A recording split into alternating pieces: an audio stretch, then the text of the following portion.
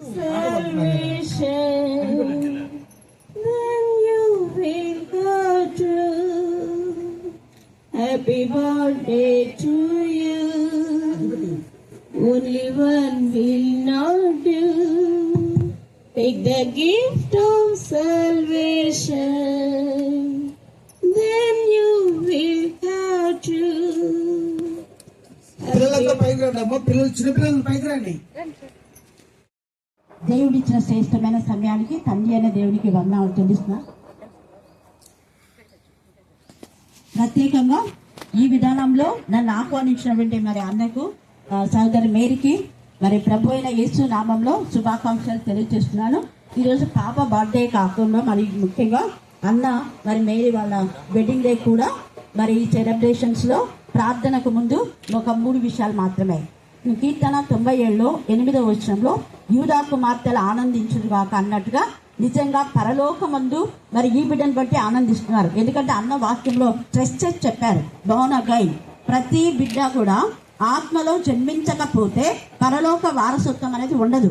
మనమంతా కూడా మన గోల్ అంతా కూడా ఎవ్రీ క్రిస్టియన్ యొక్క goal to reach the heaven.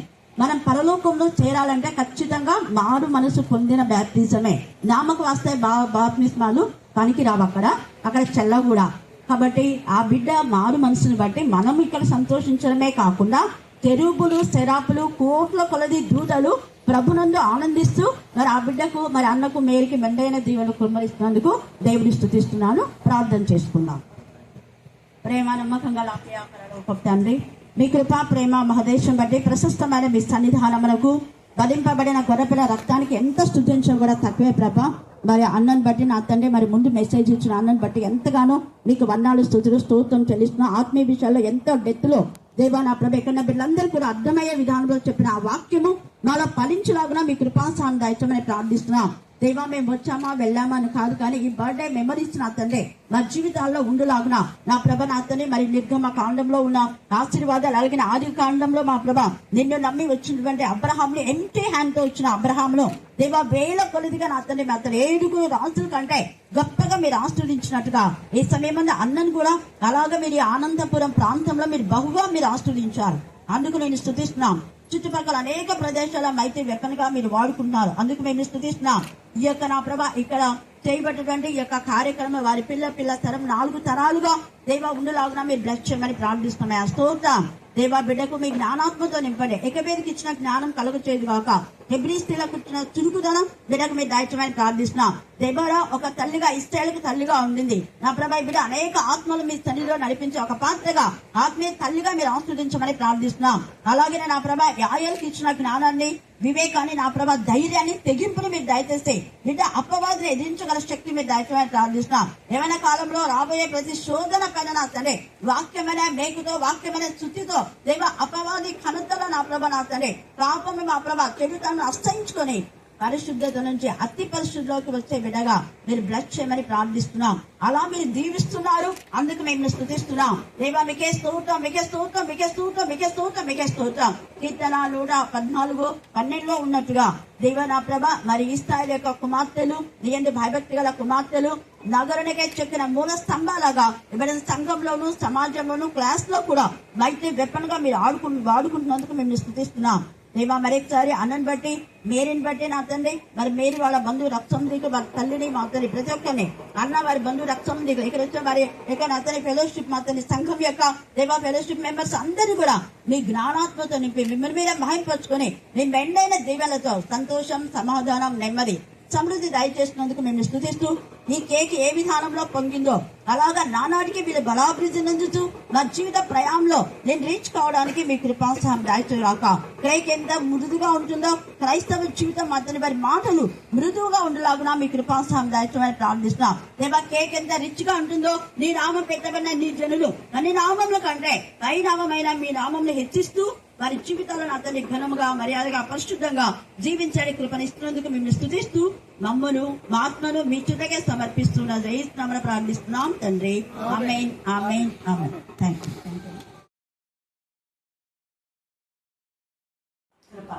ఒకప్పుడు సరస్వతి అక్కడ రివైవల్ ఇచ్చింది. ఆ యొక్క తప్పులో బట్టి వాళ్ళందరూ అనేకులు నేను విశ్వసించి ఈ మార్గంలో ముందుకు సాగాలని దయచేయండి. అలాగే నా ప్రభా సరస్వతి వాళ్ళ అవ్వకామి లక్ష్మి దేవ వారి కుటుంబం నాగమ్మ కుటుంబం నా తల్లి దేవ సరస్వతి ఇంకా ఎవరెవరైతే ప్రార్థన చేయమన్నారు వారందరినీ మీ కరుణాపీఠం అయితే పడుతున్నాం. మేము వెళ్ళకపోయినా మీరు అక్కపక్షంగా ఉండి అక్క కంటే ముందు మీరు వెళ్ళి మార్గం చాలా చేసుకుంటూ మేము స్తుతిస్తూ ఏ నామమున ప్రార్థిస్తున్నాం తండ్రి. ఆమేన్ ఆమేన్ ఆమేన్. ఉపకారములకు నేనేమి చెల్లింతును, నీవు చేసిన ఉపకారములకు నేనేమి చెల్లింతును. ఏడాది దూడలనా వేలాది పొట్టేలనా, ఏడాది దూడలనా వేలాది పొట్టేలనా, నీవు చేసిన ఉపకారములకు నేనేమి చెల్లింతును. వేలాది నదులంత విస్తార తైలము నీకిచ్చిన చాలునా, వేలాది నదులంత విస్తార తైలము నీకిచ్చిన చాలునా, గర్భఫలమైన నా జ్యేష్ఠ పుత్రుని నీకిచ్చిన చాలునా, గర్భఫలమైన నా జ్యేష్ఠ పుత్రుని నీకిచ్చిన చాలునా, నీవు చేసిన ఉపకారములకు నేనేమి చెల్లింతును. మరణ పాత్రుడనైయున్న నాకై మరణించితివి సిల్వలో, మరణ పాత్రుడనైయున్న నాకై మరణించితివి సిల్వలో, కరుణ చూపి నీ శిలువ మార్గాన నడిపించుమో యేసయ్యా, కరుణ చూపి నీ శిలువ మార్గాన నడిపించుమో యేసయ్యా, నీవు చేసిన ఉపకారములకై నేనేమి చెల్లింతును. విరిగి నలిగిన బలియాగముగను నా హృదయమర్పింతును, విరిగి నలిగిన బలియాగముగను నా హృదయమర్పింతును, రక్షణ పాత్రను చేబూని నిత్యము నిన్ను వెంబడించేదను, రక్షణ పాత్రను చేబూని నిత్యము నిన్ను వెంబడించేదను, నీవు చేసిన ఉపకారములకు నేనేమి చెల్లింతును. నీవు చేసిన ఉపకారములకు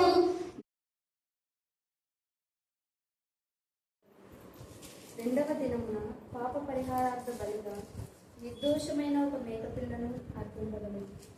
కోడె చేత బలిపీఠమునకు పాప పరిహారము చేసినట్లు మేకపిల్ల చేతను పాప పరిహారము చేయవలెను. దాని నిమిత్తము పాప పరిహారము చేయుటకు చాలించిన తరువాత నిర్దోషమైన కోడెను నిర్దోషమైన పొట్టేలును అర్పింపవలెను. యెహోవా సన్నిధికి వాటిని తేగా యాజకులు వాటి మీద ఉప్పు చల్లి దహన బలిగా యెహోవాకు అర్పింపవలెను. 7 దినములు వరుసగా పాప పరిహారార్థ బలిగా ఒక మేకపిల్లను ఒక కోడెను నిర్దోషమైన ఒక పొట్టేలును వారు సిద్ధపరచవలెను. 7 దినములు యాజకులు బలిపీఠమునకు ప్రాయశ్చిత్తము చేయుచు దానిని పవిత్రపరచుచు ప్రతిష్ఠించుచు ఉండవలెను. ఆ దినములు తీరిన తరువాత 8వ దినము మొదలుకొని యాజకులు బలిపీఠము మీద మీ దహన బలులను మీ సమాధాన బలులను అర్పింపగా నేను మిమ్మల్ని అంగీకరించదను. ఇదే ప్రభువు యెహోవా వాక్కు. దేవుని పరిశుద్ధ వాక్కు దీవించి ఆశీర్వదించును. మరి జాన్ ఇంకా ఎంతమంది అయితే బిడ్డలు మా మధ్య అంతింప చేసిన విధానం బట్టి మేము స్థుతిస్తున్నాం. దేవ సెలవుల కాలంలో నేను ఆరాధించవలసిన మా తండ్రి ఆలోచన బిడ్డలకు మీరు దయచేసిన అలాగనే అనేక మంది గర్భిణీ స్త్రీలు కూడా నా ప్రభావ నేను కనపరచడానికి మీ కృపాసనం దయచేసినందుకు నేను స్థుతిస్తున్నాం. వారి మా తండ్రి దేవ గర్భంలో శిష్యుల ఆనందంతో నెల గంతులు వేయలాగున కృపాసనం దయచేది. ప్రశాంతి రత్న దేవ నా ప్రభావ మరి జ్యోతిని మీరు జ్ఞాపకం చేసుకుందండి. ఏ విషయం మనం కనికరించండి. శ్వేత సుఖమైన ప్రసవం మీరు ఇస్తున్నారు, మేము స్థుతిస్తున్నాం.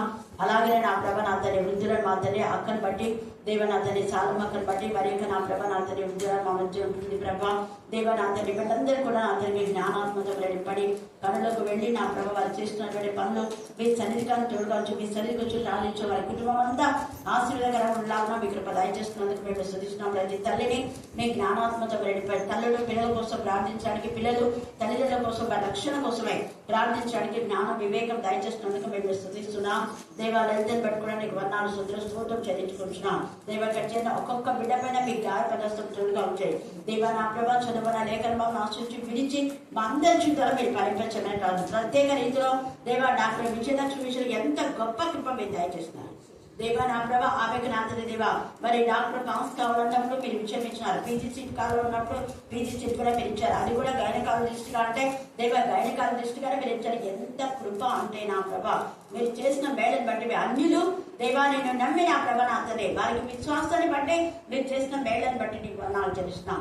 దేవ అన్యుల విషయమై ఎంతమంది అయితే పక్క చెప్పిందో, ఎంతమందికి నేను ప్రకటించిందో వారందరినీ దేవ నిజమైన రక్షణ నిజంగా వారి హృదయంలో మీరు జన్మించి విజయకారులుగా దేవా మీ యొక్క నామమును గణపరచుకొని మిమ్మల్ని మీరే మహింపరచుకోమని ఎంతగానో పాడి నేను స్తుతించే వీళ్ళందరి బట్టి మేము స్తుతిస్తూ వాక్యం చదివిన బిడ్డలు ప్రార్థించిన వారిని పాడిన వారి నా సరే కరుణాపీఠంలో చూసిన భరించిన వారందరూ కూడా మెండైన ఆ దినంలో అంటే పైన అంతా మనం 41 నుంచి ఇంతవరకు మీరు చదువుకుంటే అప్పుడు అర్థమవుతుంది. అంతేగాని సగం సగం వద్దు. ఆ దినంలో తీరిన తర్వాత 8వ దినము మొదలుకొని యాజకులు బలిపీఠం మీద మీ దహన బలులను మీ సమాధాన బలులను అర్పింపగా నేను మిమ్మల్ని అంగీకరించదని ప్రభువు యెహోవా వాక్కు. అంటే దేవుడు అంగీకరించే బలులు. ఏవి దేవుడు అంగీకరించే బలులు అంటే మనం నిజంగా దీనికి ఇక్కడ అంగీకరిస్తాను అన్నారు. ఎవరు అంగీకరిస్తారు? దేవుడు. కాబట్టి దేవుడు అంగీకరించవలసిన బలులు మనం తీసుకువెళ్తున్నామా లేదని ప్రశ్న వేసుకోవాలి. ఇప్పుడు ఇవన్నీ కూడా గొర్రెలు, మేకలు ఇవన్నీ అర్పిస్తున్నారు. ప్రతి చోట మనం లేవియా కాండం నుంచి అంటే నిర్గమ నుంచి కూడా మనం చూసుకుంటే తండ్రి అనే దేవుడు ఏ విధానంలో ఏ బలిని నేను స్వీకరిస్తానని తేటగా రాస్తాడు. నిర్దోషమైన పొట్టేలను అంటాడు, ఏడాది మగ పిల్లను అంటాడు, నిర్దోషమైన కోడెను ఏడాది కోడెను అంటాడు, నిర్దోషమైన మేకను ప్రతిదీ నిర్దోషం అంటున్నాడు. నిజంగా అంతవరకు కూడా నిర్దోషమైనవే అర్పించినారు. నిర్దోషము అంటే దోషము లేనివి నిర్దోషమైనవి కదా. నిర్దోషమైన వాటినే దేవుడు అంగీకరిస్తాడు అన్నది మనం పాత నిబంధన యేసయ్య జననం వరకు కూడా జరిగింది. జననం తర్వాత కూడా అంటే మరణం వరకు అనుకున్నాం. అయితే ఈ నిర్దోషమైనటువంటి ఈ పొట్టేళ్ళు, ఈ గొర్రెలు, ఈ మేకలు, ఈ ఎడ్లు అన్ని కూడా వాటి రక్తాన్ని చిందిస్తూ ఉంటే దేవునికి బాధ అనిపించినారు. అదంతా బలిపీఠం పైన ప్రోకిస్తున్నారు. ఆ రక్తం తీసుకొని మీరు 17వ వచ్చిన 18వ వచ్చిన చదవండి. మరియు అతను నాతో ఇట్లా నేను నరపుత్రుడా ప్రభువైన యెహోవా సెలవిచ్చినదేమనగా ఈ బలిపీఠము కట్టబడిన పిమ్మట దాని మీద రక్తము చల్లి దాని మీద ఏం చల్లాలా? రక్తం చల్లాలి. రక్తం చల్లాలి అంటే నిర్దోషమైన గొర్రెపిల్ల ఏం చేయాలి? బలించబడాలి. అంటే బలిపీఠం పైన రక్తం చల్లినప్పుడే దేవుడు ఆ బలిని అంగీకరిస్తాడు. బలిపీఠం పైన రక్తం చల్లాలంటే ఒక పశువు వధించబడాలి, అది నిర్దోషమైనదిగా ఉండాలి. అంతవరకు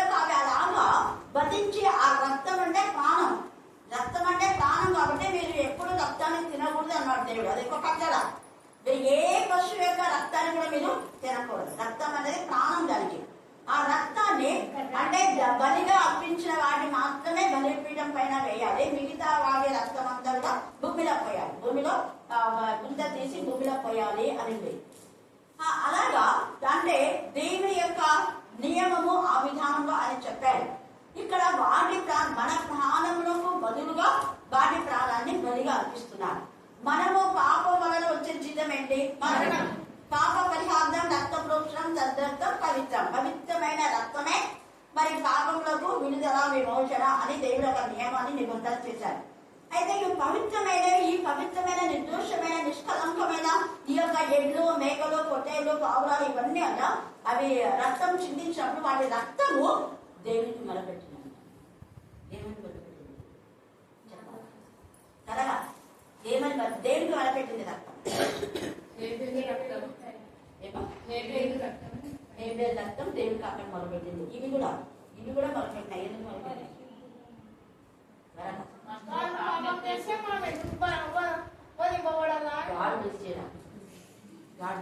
పైకేండి చెప్పాలి. మైకేండి చక్రి అసలు ఎంత మంది స్పీకర్ అయిపోతారు. వాడు పెద్ద స్పీకర్ కావాలి. చక్రి మైక్రో చిన్న పిల్లోడు 7th క్లాస్. చెప్పు, ఎందుకు ఈ యొక్క ఇవన్నీ కూడా వీటి రక్తము ఎందుకు దేవునికి మొదలుపెట్టింది?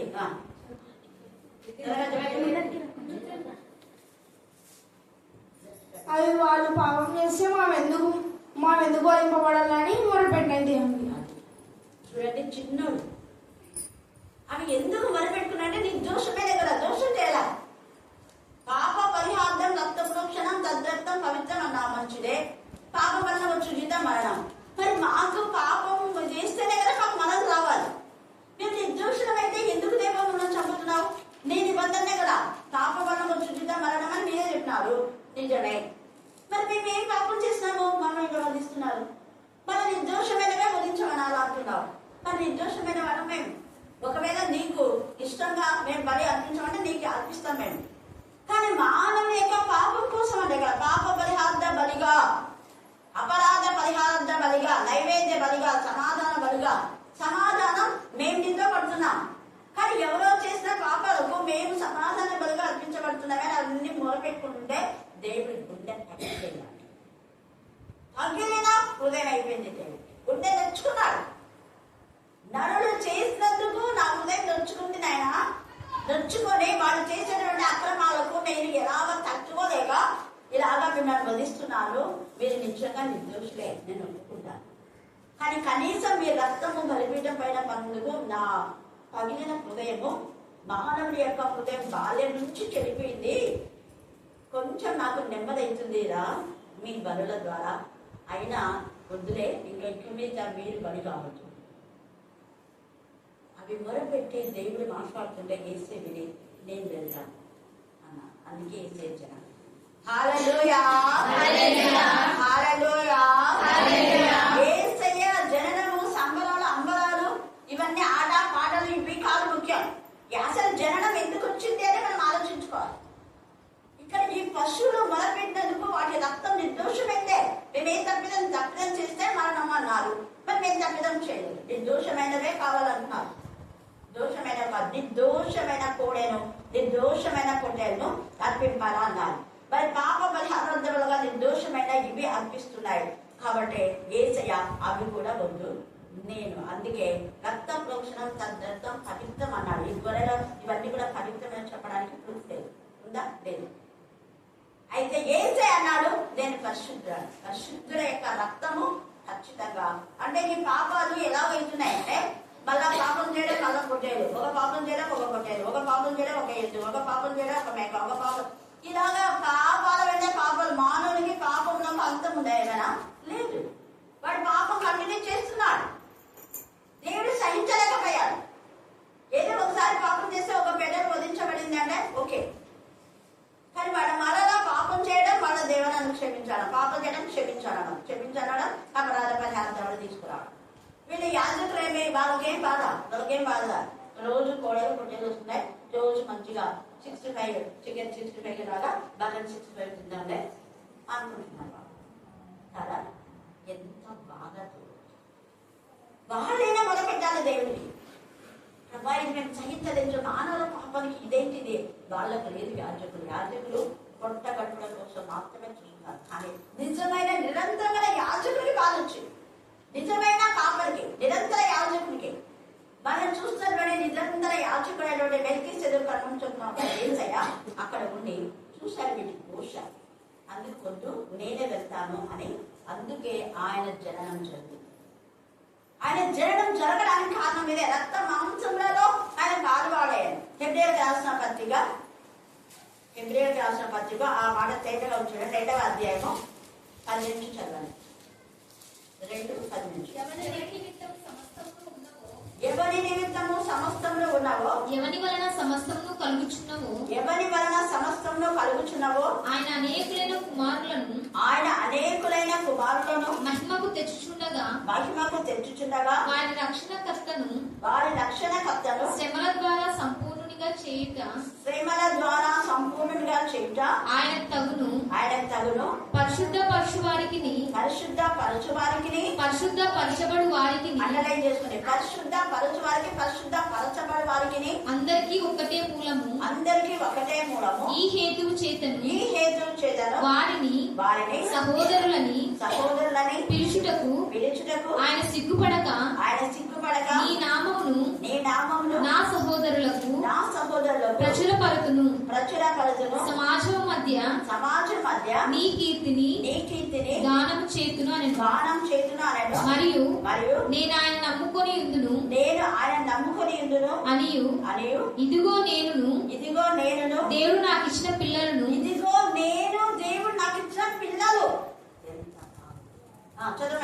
అనియు చెప్పుచున్నాడు. కాబట్టి ఆ పిల్లలు రక్త మాంసములు గలవారని. అందుకని మీకు ఇదంతా చదివిస్తున్నా. నాకు ఇచ్చిన పిల్లలు రక్త మాంసంలో ఉన్నారు కాబట్టి నేను కూడా రక్త మాంసంలో పాల్వాడు కావాలి అంటున్నాడు యేసయ్య. ఆ ప్రకారమే మరణం యొక్క బలము గల వానిని అనగా అపవాదిని మరణము ద్వారా నశింప చేయటకును. మరణము ద్వారా నశింప చేయటకే యేసయ్య వచ్చాడు. అపవాదికి లైఫ్ యేసయ్య వచ్చాడు. కానీ యేసయ్య జననం జరగకపోతే యేసయ్య మరణం జరుగుతుందా? యేసయ్య జననం జరగాల్సిందే. అందుకనే రక్త మాంసంలో ఒకవేళ జననం కూడా పరలోకం నుంచి దేవుడు దిగి రావచ్చు. తండ్రి అయిన దేవుడు పరలోకం నుంచి దిగి వచ్చి ఆదాముతో మాట్లాడినా కూడా వాళ్ళు కూడా రక్త మాంసంలో ఉన్నవాడే. అలాగా మనతో యేసయ్య వచ్చి మాట్లాడవచ్చు. కానీ దేవుడు అలా చేయలేదు కదా. మానవుడు రక్త మాంసము కలిగి ఉన్నాడు కాబట్టి రక్త మాంసంలోనే యేసయ్య వచ్చాడు. అయితే ఇక ఇంకొక మాట కూడా చెప్తారు, రక్త మాంసములు దేవుని రాజ్యమును స్వతంత్రించుకున్నారు. రక్త మాంసాలనే క్షయమైపోయినవాడు. అంటే యేసయ్య రక్త మాంసములలో పాలువాడైనప్పుడు ఈ రక్త మాంసమైన ఆయన శరీరంలో మన పాపములన్నీ కూడా పడవేయకన్నప్పుడు మన పాపములన్నీ కూడా ఆయన రక్త మాంసములలో పాలుభాగమైనటువంటి మనము మానవుని యొక్క రక్త మాంసములన్నీ కూడా క్షయమైపోతున్నాయి. పాపం క్షయమైపోతుంది, పాపం నిర్వీర్యమైపోతుంది. అయితే దాని నుంచి ఆత్మ తెలిసింది. ఒక విత్తనానికి బీజ కవచం కుళ్ళిపోతుంది, కప్పు మాత్రం అలాగే ఉంటుంది. కప్పు పదార్థం నుంచి ఏమొస్తుంది? కప్పు వస్తుంది. బీజ కవచం మాత్రం ఏమైపోతుంది? శరీరం యేసయ్య శరీరంలో అంతా మన పాప భారాన్ని మోసాడు. మన పాప భారాన్ని మోసే ఆ శరీరం అంతా కూడా మట్టికి మన్నైపోయినది కదా వాక్యంలో. సో మట్టికి మన్నైపోతున్నాడు అంటే తల్లి రక్తము ద్వారా వచ్చినటువంటి మాత్రమే తండ్రి అయినా దేవుని యొక్క ఇది. ఆ తండ్రి రక్తం ఆమె మనిషి కాబట్టి ఆమె ద్వారా వచ్చిన రక్తముల ద్వారా అదంతా కూడా దయమైపోతుంది. రక్త మాంసంలో నూతనమైన మహిమ దేహంలో అది నిన్ను నన్ను విడుదల విమోచన చేస్తుంది. హల్లెలూయా, హల్లెలూయా, హల్లెలూయా, హల్లెలూయా, హల్లెలూయా, హల్లెలూయా. మరణం నుంచి మరణాన్ని మింగివేయబడ్డాం. ముళ్ళుతోనే తీరాలి. అది మరణం తీసుకొచ్చింది. కానీ ఆ మరణాన్ని యేసయ్య విడుదల చేయడానికి ఆయన ఎందుకే విడుదల, మేము యేసు నామంలో విడుదల విమోచన అని చెప్పింది. అందుకే ఆయన నామం తండ్రి అయిన దేవుడు హెచ్చించాడు. అందుకే రక్త మాంసములలో యేసయ్య పాలువాడై ఉన్నాడు. అయితే యేసయ్యను అంగీకరించడానికి తండ్రి అయిన దేవుడు యేసయ్య వెలగొట్టబడాలంట. అందుకనే విలువని మేఘము కురువని భూమిలో అని మీరు పాట పడుతున్నారు కదా. పండుగని నేల పొలంలో నివ్వదు కదా, వేస్తాను. అలాగనే యేసయ్య హృదయం వెలగొట్టబడింది. మానవ హృదయం విరగొట్టబడింది. విరగొట్టబడిన విరిగి నలిగిన హృదయం ఏసైకి ఇష్టమైన బలి, దేవునికి ఇష్టమైన బలి. ఏసై విరగొట్టమన్నాడు, నలగొట్టమన్నాడు. ఏసై ఒక క్రోపంతి ఎలాగా కలుగుతూ వెలిగిస్తుందో ఏసై తన శరీరంలో ఎంతగా కలగొట్టబడ్డాడు, విరగొట్టబన్నాడు, నలగొట్టబన్నాడు, కరిగినాడు. ఆయన ఏసై వెలుగుని జ్యోతిని వెలిగిస్తూ అనేక జీవితాలను వెలిగింప చేయడం కోసమే శారీరకంగా ఆయన రక్తం అంతా కూడా కార్చేశాడు. ఒక క్రోపంతి ఎంత వెలుగుతో అంత కలుగుతుందో అంత ఆయన రక్తం అంతా అది ఎంతవరకు వెలుగుతుంది అంటే మొత్తం క్రోపంతి అంతా అయిపోయింది వరకు కదా. దాంట్లో ఎంతవరకు ఉంటుందో అది ఇదైతే కొంచెం వెలుగుతుంది, ఇది కొంచెం ఎక్కువ కాబట్టి ఎక్కువసేపు వెలుగుతుంది. అలా ఏసయ్య తన రక్తం అంతా కూడా మన కోసమే చిందించాడు. అయితే చిందించిన ఆ రక్తము వృధా కాలేదు. ఇక్కడ చాలా కాన్సెప్ట్ ఉంది. నూనె ఉంది అనుకోండి, నూనె పోస్తే ఆ నూనె వెలిగి వెలిగి వెలిగి నూనె అయిపోతుంది. ఆ నూనె అయిపోయిన తర్వాత మళ్ళీ అదే నూనెని మనం యూజ్ చేయడానికి వస్తుందా? రాదు. కాన్సెప్ట్ ఉంది. క్యాండిల్ లైటింగ్ సర్వీస్ ఎందుకు చేస్తున్నాం అన్నది నేను మీతో మాట్లాడుతున్నాను. క్యాండిల్ లైటింగ్ సర్వీస్ ని బట్టే వాడు దీపావళి చేస్తారు. దీపావళి చేసే దాంట్లో అర్థం ఏం లేదు. ఓకే, ఆ నూనె పోస్తే ఆమ్దవ ఏదో ఒక నూనె పోసి ప్రమిదం పెట్టి వెలిగిస్తారు. అంతవరకు అది మళ్ళీ వెలుగుతుందా? వెలగదు. బట్ ఇది కడిగిన తర్వాత మళ్ళీ వెలిగించచ్చు కదా. చేస్తాను. అందుకే మీకు విగ్రహం ఇక్కడ ఎంత మళ్ళీ దాంతో కరిగిపోయిన తర్వాత మళ్ళీ దాంట్లో వచ్చి మనం ఏదైనా పెడితే మళ్ళీ వెలుగుతాయి. ఇవన్నీ నేను ఒక గ్లాస్లో పెట్టి కొన్ని చేసినానండి. ఇంతలా ఉన్నాయి. ఇంకోటి హార్ట్ షేప్ లో ఉన్నది కూడా కరిగిపోతే మళ్ళీ వెలుగుతుంది. అదంతా వేస్ట్ కాదు. అదంతా ఎక్కడ ఉంటుంది? గ్లాస్. ఏసే రక్తం వేస్ట్ కాదు. భూమి ఆయన రక్తాన్ని మింగేసింది, ఉగ్రతను మింగేసింది.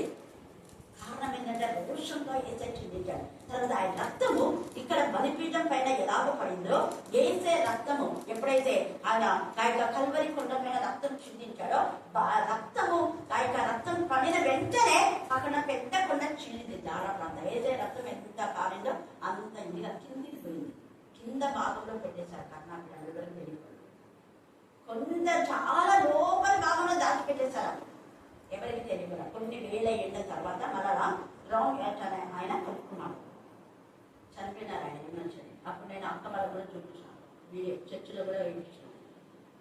అదంతా కూడా కర్ణాపీఠం పైకి పడితే ఆ రక్తాన్ని గుర్తిస్తూ ఆయన షాక్ అయిపోయి దొరికిపోయినట్ట. ప్రభా కర్ణాపీఠం తాకలేదైనా తాకినందుకే ఉంచంటే అట్లా నేర్చుకున్నాను కదా మాట. రక్తం కొంత తీసుకుపోయి టెస్టింగ్ పంపించాను. ఆ టెస్ట్ చేయడానికి వస్తే షాక్ అయిపోయి శాస్త్రజ్ఞులంతా నేర్చుకునిపోయి అక్కడ ఉన్నారంట. ఆ పెద్ద దాంట్లో శాలలు ప్రయోగశాలలు వాళ్ళు ఎవరైనా అందరూ తీసుకున్నారు. చాలా మంది ఒక 7-8 మంది 12 మంది ఎంతమంది తీసుకొని టెస్ట్ చేయడానికి అందరూ కొంచెం ఆ రక్తంలో తీసుకొని ఇలా చూస్తుంటే మైక్రోస్కోప్ లో నిచ్చుకపై ఎవరు ఎట్లా పడితే అట్లా పడితే కన్నాం. అన్నప్పుడు లేచి అసలు ఇది అన్నారంట. ఇది ఎప్పటికీ సజీవంగా 2000 ఏళ్ల తర్వాత కాల్చిన రక్తం ఆ యొక్క రక్తంలో ఆ జీవంలో తర్వాత వాళ్ళు ఒకటికి సజీవంగా ఉంది. దీనిలో హీమోగ్లోబిన్ కణాలు కాదు కానీ ఆ యొక్క తల్లి రక్త కణాలు 23 ఉన్నాయి. ఒక్కటి మాత్రమే తండ్రి కణం ఉంది, అది దేవుని కణం. హల్లెలూయా హల్లెలూయా హల్లెలూయా. షాకైనారంటే వాళ్ళు ఎన్నిసార్లు చెక్ చేస్తున్నారు అందే వస్తుంది సైకిల్. మనం చూస్తే 46 క్రోమోజోములు కదా, తల్లి నుంచి తల్లి నుంచి. కానీ లేదు 23 ఇది ఏసే రక్తం. కళ్ళ కాచుకున్నారు రాళ్ళు. ఏసే రక్తం ఎప్పటికీ సజీవంగా ఉంది. ఏసే అది రక్తం ఎప్పటికీ సజీవంగా. ఆ సజీవమైన రక్తంలో మన పాప పరిహారం దేవుడు చేయడానికి ఈ యొక్క క్యాండిల్ అది అయిపోయిన తర్వాత కూడా మళ్ళా దాన్ని వెలిగించడానికి ఎలా వస్తుందో ఏసే రక్తం నిరంతరం అది సాధిస్తూనే ఉంది. ప్రతి పాపి కోసం కడగబడుతుంది. ప్రతి పాపి ఎంతమంది పాపిగా ఉంటారో వాళ్ళందరూ రక్షణ పొందే పరలోకంలో పండగ అది. ఇది కాదు పండగ అంటే. క్రిస్టమస్ అంటే క్రిస్టమస్ రోజు మీకు స్పెషల్ మెసేజ్ ఉంటుంది. ఎందుకు చేస్తున్నాను ఒక పండగ ఆచరించాలి. అది నిజమైన క్రిస్టమస్. ఇక్కడ ఆనందం, ఆర్పాటాలు, పబ్బులు ఇవి చేయకూడదు అని కాదు, లిమిట్ ఉండాలి కొంతవరకే. కానీ నిజమైన ఆనందం ఏసయ్య మనలో జన్మించాలి. ప్రతిసారి ఏసయ్య జన్మిస్తూ ఉంటే బాలుడైన యేసుని చూసి ఉయ్యాల పట్టుకొని లాలి లాలి లాలని అనుకుంటుంటే బాగుంటుందా చెప్పండి. ఇప్పుడు ఎన్ని సంవత్సరాల నుంచి మనం ఏసయ్యను జన్మం చేస్తున్నాం. ఏసయ్య నీలో జన్మించినా నాలో జన్మించినాడు. పుట్టి జన్మించిన క్రీస్తు ఉంటే ఏమైనా ప్రయోజనం మనకు చెప్పండి. మరి ఏం కావాలో యేసయ్య ఆ రోజు మళ్ళీ ఈ మెసేజ్ రిపీట్ అవుతుంది. ఏం కావాలో చెప్పండి. ఎవరు చెప్పేది? ఎదిగే క్రీస్తు, బాలుడైన క్రీస్తు. సంవత్సరాలు జరుగుతుంటే ఎదిగే క్రీస్తుగా ఉండాలి. ఆ ఎదిగే క్రీస్తు ఎలా ఎదిగాడు? జ్ఞానమేందు, వయసేందు, దేవుడి దయందు, మనుషులు అంటే ఏ మనుషులు? దేవుడి ఎందు భయభక్తి గల మనుషుల దయనే. దేవుడి ఎందు భయభక్తి లేని వాళ్ళు దయ చూపరు. ఆ యొక్క అన్న పైప వాళ్ళంతా దయ చూపుతారా? దయ చూపరా? కొట్టండి, పొరలతో కొట్టండి, ఇక్కడ కింద వస్తే కాళ్ళతో తన్ని ఇలా వేస్తారు. ఎంత క్రూరంగా వేస్తారు, చిట్టని చేస్తారు. వాళ్ళు మనుషులు కాదు, వాళ్ళు పశువులు. సర్వ సంతతి వాళ్ళు. దేవుడి సంతతి నిజమైన మనుషుల దయ అంటే నీకు అందరినీ పైన దయ చూపారు. దేవుని ఎందుకు భయభక్తి గల వాళ్ళే నేను ఆనర్ చేస్తారు. భక్తిహీనుడి పైన దయ చూపారు. అదే దెబ్బ మనుషుల దయలు ఏసే పెరిగినాడు, నేను ఎందుకు పెరగట్లే అనుకోండి. ఏసయ్య ఏ మనుషుల దయలు? దేవుని ఎందుకు భయభక్తి గల మనుషుల దయ. అందుకే సిమియోను ప్రవక్త మనుషుడే, ఆయన ఆశీర్వదించినాడా? బ్లెస్ చేసిన. అన్న ప్రవక్తని మనిషే, అమ్మ కూడా బ్లెస్ చేసింది. ఆయన యొక్క జనం చూసి నేను మరణం అవ్వలేదు. ఆయన చూసిన వెంటనే సిమియోనుకు మరణం వచ్చింది. హల్లెలూయా, హల్లెలూయా, హల్లెలూయా, హల్లెలూయా. మరి ఈ విధంలో సిమియోను ప్రవక్త ప్రవచించిన ప్రవచనాలు అన్ని సజీవ సాక్ష్యాలు. ఈ సమయమందు ఏసే జననం ఎందుకు జరిగిందని ఊరికే జననం గురించి వినడం, ఆ రోజు ఒక రోజు పండగ రోజు ఎంజాయ్ చేయడం కాదు. నిజమైన క్రిస్టమస్ అంటే నిజంగా ఏసే మనలో జన్మిస్తే అన్నో దినం మనం దేవుళ్ళు ఆనందిస్తాం. ఏసే జన్మించినప్పటి నుంచి మరణించిన వరకు, మరణించిన తర్వాత కూడా ఎవరు ఆనందించినాడు? మనం కూడా అదే పండుగ. దేవుడిలో నిరంతరం ఆనందించడమే. శక్తి లోపం లేకుండా పూర్ణాత్మతో, పూర్ణ మనసుతో, పూర్ణ బలంతో, పూర్ణ శక్తితో, పూర్ణ వివేకంతో ఆడేందుకు మనం ఆనందిస్తే అప్పుడు ఆయన నీకేం చేస్తాడే? ఖ్యాతిని మంచి పేరునిస్తాడు. అది నాకు కొన్ని సంవత్సరాలు ఇచ్చిన వాడుతాను. దేవుడికి నెరవేర్చాను. నిజంగా అనంతపూర్లో అంత ఆఫీసర్స్ 4 డిస్ట్రిక్ట్ పెద్ద అన్న విజయభాస్కర్ అనే పేరుని స్పీకర్ గా నిలిచిన వాళ్ళంతా నాకు టైం ఏంటి అన్న లేదు నేను వెళ్ళాలి అంటే కూడా మేరీ వాళ్ళంతా అక్క అన్న చూడండి ఖచ్చితంగా మీరు రావాల్సిందే. చాలా పెద్ద చేశారు. 50 ఎకరాలు ఉంటుంది. అంత అడగవలసిన అవసరం లేదు. వాళ్ళు కారణం ఏంటంటే దేవుని ప్రేమ. ఎంతో మంది సేవకు వచ్చారు. అసలు యాక్చువల్ గా బ్రదర్ చర్చ్ వాళ్ళు లేడీస్ కు ఎక్కువ అవకాశం ఇవ్వాలని తెలుసు. బ్రదర్ గారు తెలుసు, అంతా జడ్స్ అన్నారు. నేను అనుకున్నాను అంటే పాడినారు లేడీస్ అంతా, కొంతమంది పాట పాడారు. ఇంకా అందాల తార కొంచెం కాడికలు అది మిస్గైడ్ అవుతున్నా పెడుతున్నాయి. నేను అందుకని సరిపోలేదు. నాతో కలిసి అందరూ కలిసి పాడారు. జాయింట్ వాళ్ళు 2 పాటలు మరి ప్రార్థన. ఒక వ్యక్తికి ఇంకొక కదా, అంత పెద్ద గాంభీర్యంలో ఒక వ్యక్తికి కారణం దేవుని కృప. హల్లెలూయా, హల్లెలూయా, హల్లెలూయా, హల్లెలూయా, హల్లెలూయా. అందుకే యేసయ్య ఎందుకు అంత యేసే ఘనత వచ్చిందంటే ఎప్పుడు దేవుని ఎందుకు ఆనందించాలి. నీవు కూడా ఆనందిస్తే నీకే ఎక్కువ అవకాశం వచ్చింది. నేను లేనప్పుడంతా చదువులేకపోయినా మరి కవర్ వెళ్ళంతా పాడబడతాను. కారణం ఏంటంటే దేవునిలో మనం ఆనందిస్తున్నప్పుడు ఆ అవకాశం దేవుడు మనకి ఇస్తాడు. ఇక్కడ యేసయ్య మనతో మాట్లాడుతున్నది. అందుకనే హెబ్రీయులకు రాసిన పత్రిక 5వ అధ్యాయం 7 నుంచి 9 దాకా మనం చదివితే ఆయన శరీరధారి ఉన్న దినాల్లో మహారోదనంలో చదవండి. శరీరధారి అయిన దినములలో మహారోదనతోను కన్నీళ్లతోను తన్ను మరణం నుంచి రక్షించగల వానికి ఏం చేసినాక ప్రార్థనలు యాచనలను 2 యాచన సమర్పించి భయభక్తులు కలిగి ఉన్నందున భయము భక్తి కలిగి ఉన్నందున దేవుడు ఇక్కడ అంగీకారమైనటువంటిది. దేవునికి అంగీకారమైన బలియాగం అంటే మనం ఈ పని చేస్తేనే అంగీకారం అవుతాం. ఇక్కడ దేవుడు ఈ నిర్దోషమైనటువంటి బలులను ఎలా స్వీకరించాడో నిర్దోషమైన యేసయ్యను స్వీకరించాడు బలియాగంగా. అందుకే నిర్దోషమైనటువంటి యేసయ్య మన యొక్క పాపముల కోసమే మాత్రమే కాదు, మన పాపము, అపరాధము, సమాధాన బలి, దహన బలి, 5 బలులు, 5 బలులకు ఏకంగా యేసయ్య రక్తమే. యేసయ్య జనన మరణ పునరుద్ధానం కారణం కాబట్టి ఎప్పుడైతే మర్చిపోవచ్చు. జనం అంటే జనం గురించే కాదు, జనన మరణ పునరుద్ధానంలో గురించి మనం ఎప్పుడు ఆలోచన చేసుకోవాలి. మరణం రోజు గొప్ప మరణం గురించే కాదు, ఆయన జననం అద్భుతమే, ఆయన జీవితం అద్భుతమే, ఆయన శిల్వ సేవలు అద్భుతమే, ఆయన మరణం అద్భుతమే, ఆయన పునరుద్ధానం అద్భుతమే, ఆయన రాకడ కూడా అద్భుతమే. మళ్ళీ క్రిస్మస్ రోజు మనం విధంగా ధ్యానం చేసుకున్నాం. కాబట్టి ఈ సమయంలో మనము దేవునికి అంగీకారమైన జీవితం జీవించాలంటే ఇవి మనం ఎప్పుడైతే చేస్తామో అప్పుడు మనకు పరలోక వాకుల్ని భక్తచారించిన సారణ ఆశీర్వాదాలు మనకు దేవుడు ఈ లేఖన భాగం దీవించి ఆశీర్వదించుగాక. ఆమేన్ ఆమేన్ అని ప్రార్థన. వేరే టీచర్ గారు ప్రార్థన టీచర్ కూర్చొని